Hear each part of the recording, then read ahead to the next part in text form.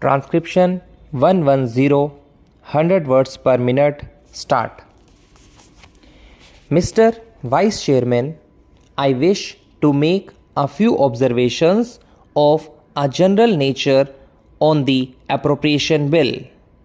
I know that this is an appropriation bill and not the finance bill, but perhaps it is permissible to make a reference to the policies which underlie this bill.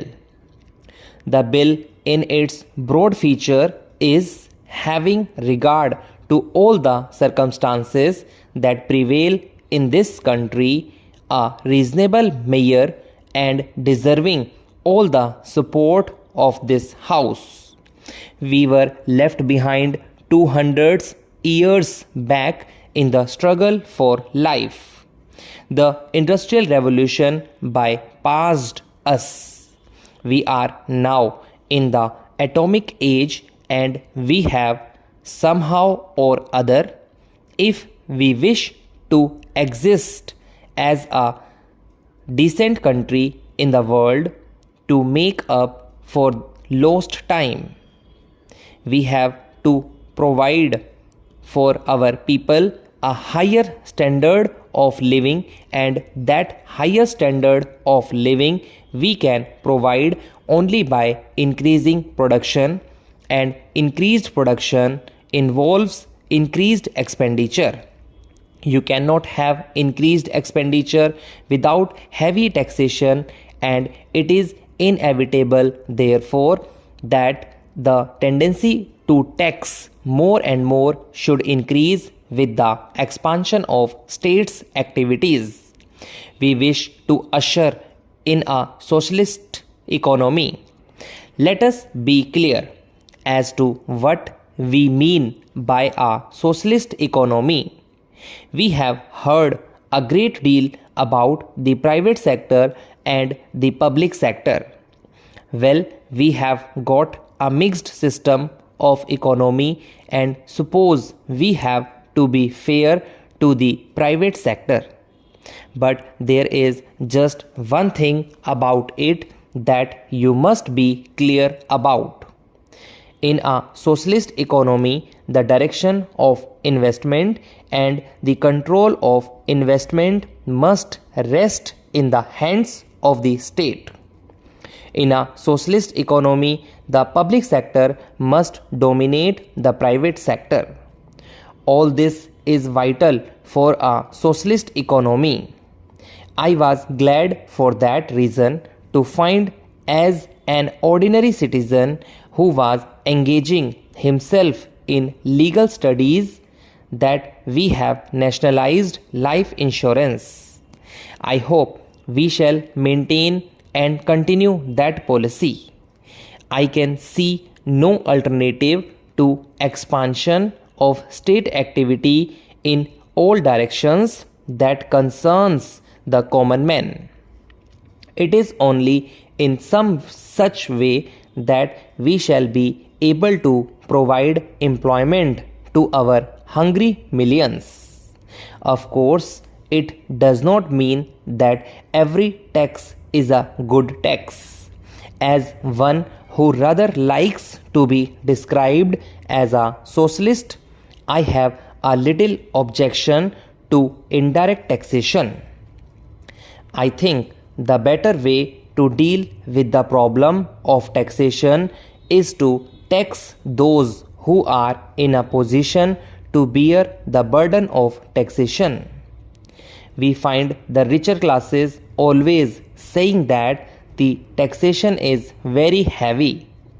Even if the taxation was moderate, they would say it was heavy.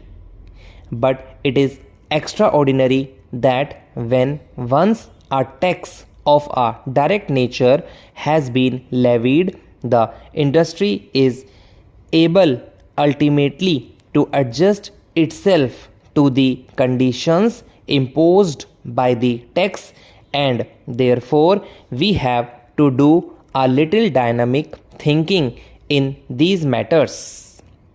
It does not mean that every item of taxation is a right item. Personally, I agree with my honorable friend that a tax on salt or a tax on food grains is not perhaps an ideal tax. It is not a right tax and it should be levied, if it has to be levied at all, with extreme moderation. But my general point of view is that I would favor more direct taxation and less indirect taxation. May I just say that planning needs trained personnel. We cannot, in the 20th century, compete with the advanced countries of the world without trained personnel, and it is for that reason I am a little worried, as one who has been connected with education for well over 35 years in my state, about the rapid fall in our university standards. Now I speak with some knowledge of this question. I have been connected as an examiner with many Indian universities. I know them. I am in contact with our young men, and it is very painful for me to find that they are not able to express themselves today in any language whatever. It is not as if they are able to express themselves very well in Hindi. I should be happy if they were able to express themselves well in Hindi, but the distressing feature is that the vast majority of our students are not well up in their studies, and the tragedy is that they are not able to express themselves in any language properly. Of course, there is overcrowding in the universities. I am not complaining against this overcrowding, and I think education is the birthright of every student. I visualize a time when education in all its aspects will be as free as the air that we breathe. The only thing that we should require or we should demand is the capacity to profit by higher education.